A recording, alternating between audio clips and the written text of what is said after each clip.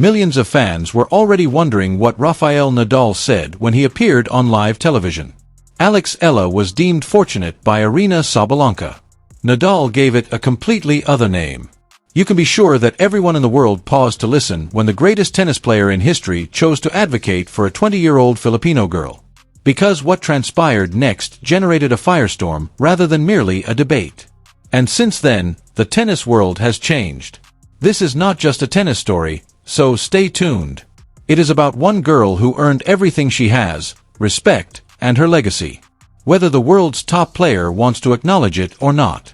You must first comprehend Alex Eala's identity and, more crucially, her background in order to comprehend why this moment is so poignant. Because no one was given this story. In the small Spanish village of Mallorca, this tale was constructed brick by brick, loss after loss, and morning by morning. The Rafael Nadal Academy is located there. And that's where a 12-year-old Filipino girl arrived with a racket, an ambition, and no assurances that any of it would ever succeed. The Philippines' cousin city is where Alex Eala was born. She wasn't descended from tennis royalty. Unlike several of the European prodigies, she was not expedited into the system. She spent years honing her footwork, her left-handed serve, and her ability to read a match like a chess grandmaster rather than a power hitter after earning a position at the Rafa Nadal Academy via sheer talent. In 2022, she was the US Open Girls Singles Champion. However, the WTA Tour was a whole other world.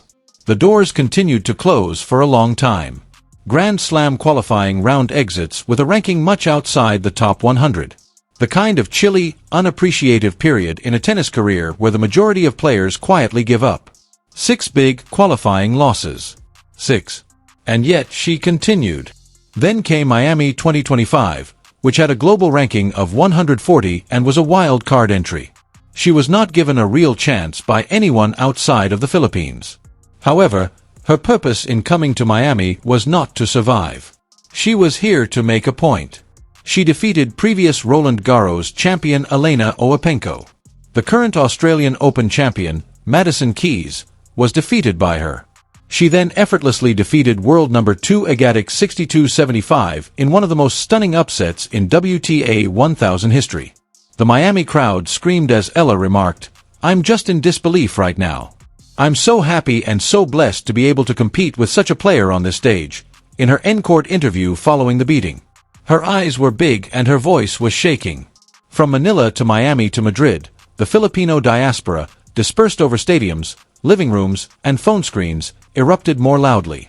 The man who taught her everything experienced a surge of pride that he was unable to contain while watching from home in Spain. But hold on, what was Aryna Sabalenka doing during this whole ordeal? That's where the story takes its first unexpected turn, so stay with us. The problem with Aryna Sabalenka is as follows. She is among the WTA Tour's most brutally honest, unvarnished, and straightforward players. She is charming in part because of that. For the past few years, she has been one of the most captivating figures in women's tennis because of her unadulterated, fire-breathing authenticity. She expresses her opinions. She doesn't sugarcoat things, and you usually respect that. However, before the mind catches up, that same unfiltered mouth occasionally fires. Sabalenka was questioned directly about Alex Eala's breakthrough run in Miami during a live television panel discussion, a post-tournament broadcast roundtable with current and former players. It was an easy question. Sabalenka's response was anything but. She gave a shrug. She grinned. Then she uttered the words that would reverberate for weeks. The fact that Eala's Liami prevailed felt less about anything genuinely exceptional and more about chance and the draw. Considering how Fiat was playing that day, the beating should not be overstated. That although Eala's level was encouraging, being dominant and promising were two very different things. That the tour would change. That once the best players had footage of Eala, she would struggle. Was it a vicious personal attack now? No. Was the framing dismissive? Absolutely. Because in that same interview, when Sabalenka was asked about her own Miami Open title, won in dominant fashion, beating Pigula 75-62 in the final, she spoke about it with reverence. She spoke about working hard, about handling pressure, about deserving everything she earned. And yet, when the conversation turned to a 19-year-old who had just beaten a 5-time Grand Slam champion from the position of a wild card, ranked 140th in the world, playing injured in the semifinals. The word chosen was luck. The internet caught it immediately. Clips spread within hours. Former player Sam Querrey had already said on the Nothing Major podcast that Eala was the biggest draw in women's tennis right now. Bigger than Sabalenka, bigger than golf. Steve Johnson had compared her effect to Xiao Fana. And now the world number one was sitting on live television calling it luck. The comment was heard in every corner of the globe, especially in one because in Spain in Mallorca, a retired champion was watching and he had a few things to say. Rafael Nadal does not do drama. That is important to understand. In 22 Grand Slam titles worth of a career, the man almost never threw shade. He did not subtweet. He did not do press conference warfare. He was the kind of champion who won through action, not words. This is exactly why what he did next hit so differently. First came the social media post, a res hair of Ella's in-court interview in Miami, the moment she broke down following her semi-final loss against Pegula. Tears in her eyes, voice cracking as she informed the gathering she had given every single thing she had. Nadal reshared it. No caption needed. The message was absolutely clear. This girl is not lucky. This chick is wonderful. But that was not the moment that broke the internet. The event occurred during a live broadcast, a Spanish sports program in which Nadal was featured as a guest commentator. He was asked about Ella's rise, about her potential, about the mentorship he had offered to her since she was 12 years old. He spoke about her with clear pride. He remembered the first time he had messaged her, or rather the first time she had messaged him following Miami. For the first time in his life, he had personally contacted her through a private message. She claimed that her phone was so overloaded with notifications that even Rafa's message was overlooked, thus she didn't notice it for days. Then, without being asked, the presenter brought up Sabalenka's remarks on television, the story of her good fortune, and the idea that the situation and draw had elevated Ella above her true level. Nadal hesitated. He didn't grin. He looked straight into the camera and said something along the lines of, "Nobody who beats Egate 62-75 as a wild card ranked 140th in the world is lucky. That is not luck. That is preparation. That is courage. And that is talent. I believe that when people suggest otherwise, they are not being fair to a young woman who has worked her entire life for this." He did not specifically mention Sabalenka. He didn't need to. Every journalist in the room, every home viewer, and every fan who clipped and shared the video in a matter of minutes were all aware of the particular person he was addressing. In less than 48 hours, the video received 10 million views. Every platform was overrun with Filipino fans. Journalists covering tennis from all across the world offered their opinions. Even though Sabalenka's remark was dismissive at the time, it became the headline of every major sports publication on the planet. And since the story was only getting started, this is where it becomes more complex. One of the most heated fan-driven disputes in women's tennis history ensued. Because there was more to this than a single remark and retort. This turned into a much larger issue. Regarding who is respected in women's tennis, how emerging talent from non-traditional tennis markets is viewed, and whether the incumbent elite feel at ease with the prospect of being displaced. The tennis world had never witnessed the fury with which the Filipino community mobilized. John Nuh, a former American professional, had already stated it clearly. On the women's side of the game, they have a star at last. Some enormous markets have unrealized potential. All they need is for players to show up and establish themselves. And Alex has done just that. Every AA match was an event thanks to the Filipino fanbase that spans Southeast Asia, the US, Europe, and the Middle East. There are only standing rooms in Miami, Dubai, and Australia. They were now standing in a new manner. Within hours, the hashtags were all over Twitter. At the same time, hashtag #RespectAya became popular in Spain, the Philippines, and the US. Social media was used by former professionals. Aya had won 25 break points in the tournament. Her return game was rated among the best in Miami that week, and she had forced Pegula to 3 exhausting sets while playing with a strapped thigh and a mid-match ankle turn. Journalists covering the Miami Open wrote in-depth pieces explaining why Aya's run was the farthest thing from fortunate. Supporters of Sabalenka retaliated in the meantime.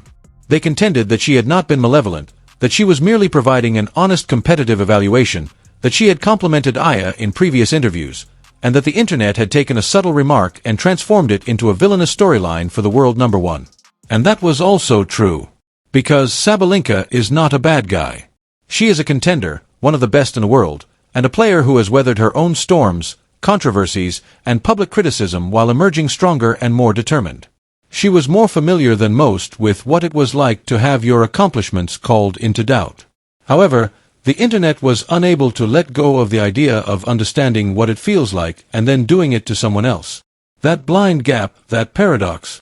Furthermore, the story solidified in the lack of any public clarification from Sabalenka. Now that everyone was watching, the question was what would happen next. The entire talk would be defined by what transpired next. This is what Alex Eala failed to do. On social media, she refrained from retaliating. She did not criticize the world number one at a press conference. She didn't act dramatic. She didn't have to. Rather, she traveled to Eastbourne and qualified for a WTA final. She attended the US Open and became the first Filipino player to win a Grand Slam main draw singles match. She defeated Aryna Sabalenka 76 in the third set, 13-11 in the breaker, after rallying from a 15-point deficit in the third set. Not fortunate, not coincidental. High-level competition from a 20-year-old who is still figuring out who she is. She sobbed during her in-court interview following her devastating loss to Maya Joint in the Eastbourne final, despite possessing match points. Nadal V also posted that video because it showed a young woman crying not out of weakness but rather because of how much she had committed and how deeply she cared. It was more poignant than any retort could possibly be. Then, in 2026, she entered a WTA 1000 event as a seeded player for the first time, ranked 31st in the world. She was defeating Jasmine Paolini, making it to the quarterfinals, and attracting standing-room-only audiences at every place by the time the Dubai Open rolled around. She spoke candidly at her press conference following a crushing loss to Coco Gauff 60-62 in the Dubai quarterfinals. In the end, I still lag behind Coco and other players of her caliber in terms of skill. Just accountability, clarity, and the kind of self-awareness that champions possess. No spin, no excuses. This girl wasn't riding her luck. This girl was doing the hard, unglamorous work of bridging the gap, and she understood exactly where she stood. Eventually, and Sabalenka thoughtfully and succinctly addressed the controversy, admitting that her remarks may have come out as harsher than she had intended. She refrained from offering a formal apology. Depending on who you ask, that may or may not have been sufficient. However, the prevailing narrative had already been formed by Nadal's response, that moment on live television, and the evidence had supported it match by match, point by point. There was one last question, and it was the most important of them. What is the true meaning of this story? Because it is too simple to conclude that a budding star is being defended by a well-known legend. The surface is that the tennis community has been secretly battling this issue for years, but Alex Eala's ascent has now brought it to light. Geographical issues have always plagued women's tennis. A limited corridor of Europe and North America typically produces the players who control the discourse, marketing deals, prime time slots, and magazine covers. It is referred to as talent when a player from that route emerges. It must be explained when a Southeast Asian player climbs from a wild card place to defeat 3 Grand Slam winners. It must be put in perspective. The adjective lucky must be used to qualify it. Nadal was aware of this. He didn't say it in those exact words. He didn't have to. However, he made a statement about what respect looks like in tennis and what it looks like when it is lacking during that live television moment. Since she was 12, he had seen this girl train. He had witnessed her defeat. He had witnessed her self-reflection. He had witnessed her stay. Following Miami, he had sent her a private message, the first one he had ever sent her. Because he understood the significance of that run for tennis itself as well as for her and the Philippines. Alex Eala was essential to the sport. The standing room-only audiences in Dubai, Miami, and Australia, as well as the courtside electricity, were necessary. That unadulterated, intensely personal investment of a whole country witnessing one of their own on the international scene. When he likened Eala's effect to Jafenska's pole on the men's side, former professional Steve Johnson voiced it out on the Nothing Major podcast. It's crazy. It's enormous. For example, the number of people she is currently drawing from all over the world is crazy. She is the biggest draw in women's tennis, according to Sam Querrey. Greater than both Gauff and Sabalenka. The trajectory is now indisputable, regardless of Sabalenka's agreement with that judgment or whether the world number one ever fully considers what her comments set off. Alex Eala isn't a wild card anymore. She is no longer a tale of good fortune.